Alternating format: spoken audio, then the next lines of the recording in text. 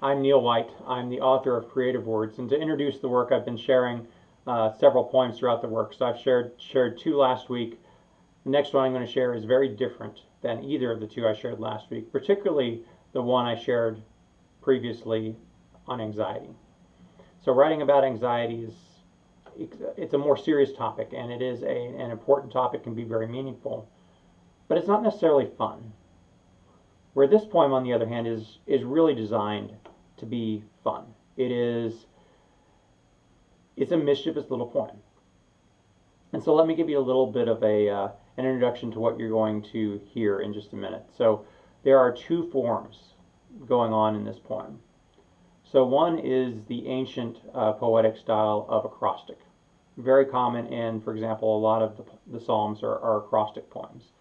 So acrostics begin with a letter of the alphabet, and then the next line goes to the next letter, and so on and so forth. So, for example, in this line, the title is O, the first line is P, and so you go through P, Q, R, S, T, U, V, W, X, Y, and Z.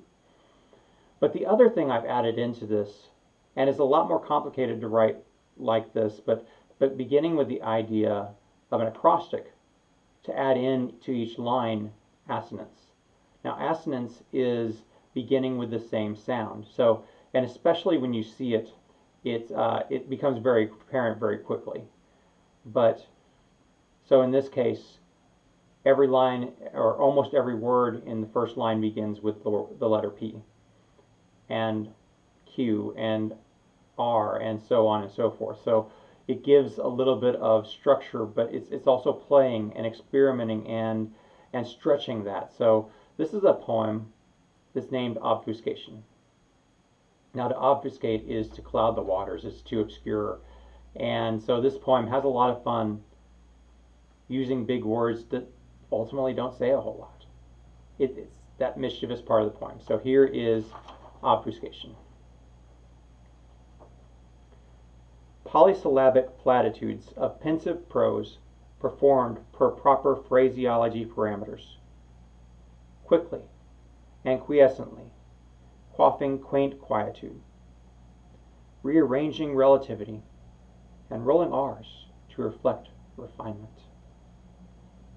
Subtly stringing synonymous sentences in sequences, surely, trumping truth, to triumphantly transcend transcendentalism, understanding the ubiquity of uselessness, veritably vegetating in varieties of vagabond, wordsmithing, willingly, whining without wrangling, zerotically extracting xenomorphic and xenogrammatic zero copies, yearning yonderly, yede yon to zen. So thank you for listening to Obfuscation. And if you're interested in this and more about Creative Words, I invite you to check out either ne-white.com or signoftherose.com. They'll both take you to the same place. And Creative Words is now available through the Friesen Press bookstore. I will include a link to that on my website. It will soon be available on Amazon and Barnes & Noble and other sites. It just takes a couple weeks for it to come up to all those distributors. But it's available right now if you want to do that. If you want a copy and you're local to me, I have several copies coming to me, and I can order them significantly cheaper than they're available to the average person. So I will have them available here in the Frisco area as well. So thank you for watching, and I hope you've enjoyed your experience with Creative Words.